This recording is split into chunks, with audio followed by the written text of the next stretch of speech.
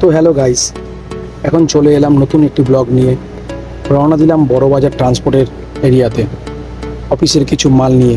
গাড়ি খুব জোরে চলছে বেলঘড়িয়া এক্সপ্রেসওয়ে থেকে। এখন চলে এলাম ডানলপের দিকে। ড্রাইভার ভাই খুব মজা করে গাড়ি চালাচ্ছে। চলে এলাম ট্রান্সপোর্টের এরিয়ার দিকে। দেখলাম একজন দাদা গাড়ি খালি করছে, আর ইনি হচ্ছেন আমাদের সর্দারজি। ইনি গাড়ি খালি করেছিলেন। আবার এখন যাচ্ছি নতুন একটি ট্রান্সপোর্টে, রাধা সুদর্শন ট্রান্সওয়ে। এখানে কাকারা বসে আছেন, কাকারা খুবই ভালো।